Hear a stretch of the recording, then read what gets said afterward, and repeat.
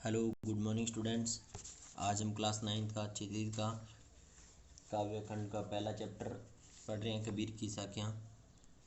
इसमें देखो, कबीर दास जी ने बहुत अच्छी बातें बोली है आत्मा के विषय में, मनुष्य के विषय में, उसके ज्ञान के बारे में, और ज्ञान, उसके मन में ज्ञान आने पर कैसा व्यक्ति बन जाता है। तो हम पढ़ते हैं। मान सरोवर सुभर जल, हंसा के ली कराही। मान सरोवर होता है अमृत रूपी कुंड, सुभर यानी लबालब, हंसा यानी आत्मा, केली यानी क्रीड़ा। कि जब हमारी आत्मा हमारे शरीर को छोड़कर परमात्मा के पास जाती है तो अमृत रूपी कुंड में स्नान करती है, या क्रीड़ा यानी खेलती है।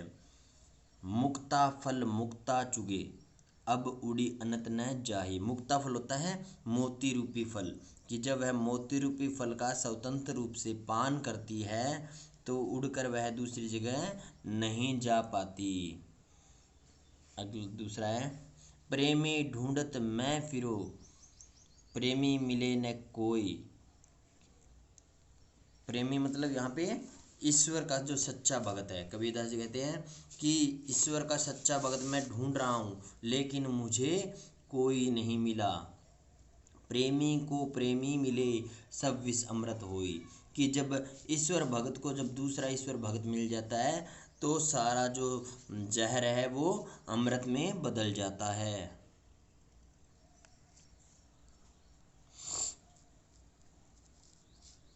हस्ती चढ़िए ज्ञान को, सहज दुलीचा डारी। स्वान रूप संसार है, भूकन दे जख मारी।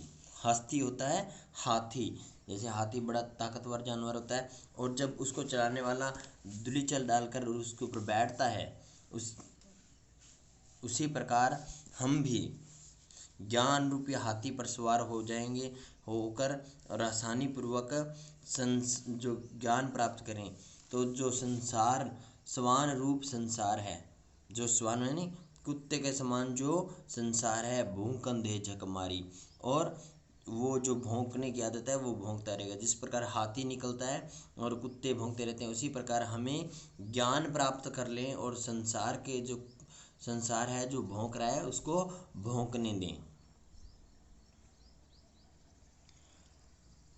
पखा पखी के कारने, सब जग रहा भुलान। निरपक होई के हरि, भजे सोई संत सुजान। पका पकी होता है पक्ष विपक्ष, यानी पक्ष विपक्ष के चक्कर में पड़कर सारी बातें भूल जाते हैं।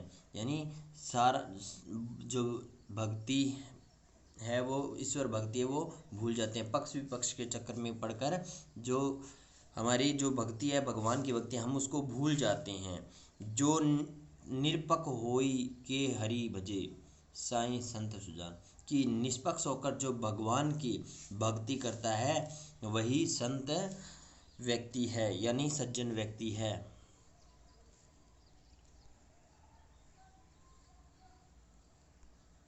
हिंदू मुआ राम कही, मुसलमान खुदाई। कहे कबीर सो जीवता, जो दूहू के निकट न जाई।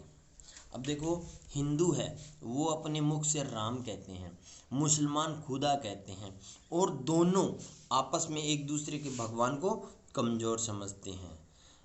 कहे कबीरा सो जीवता, जो दूहों के निकट न जाए।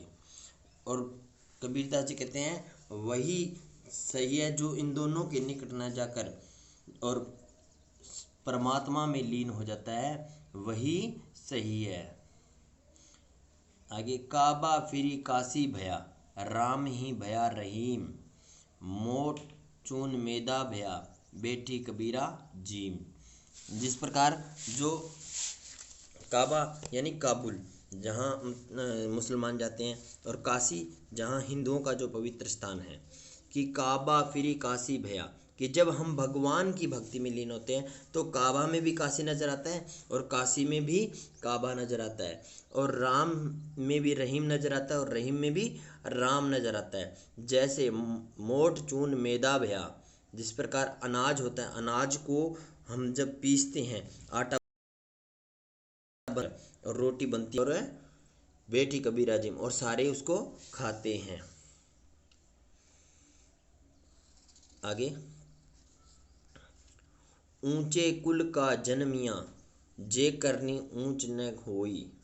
सुबरन कलश सुरा भरा, साधु निंदा सोई। देखो कि अगर कोई सोचे कि मैंने ऊंचे कुल में जन्म ले लिया तो मैं बहुत प्रसिद्ध हूँ, नहीं, वो ऊंचे कुल में जन्म लेने से प्रसिद्ध नहीं, ऊंचे करने मतलब अच्छे कार्य करने से वो अच्छा होता है।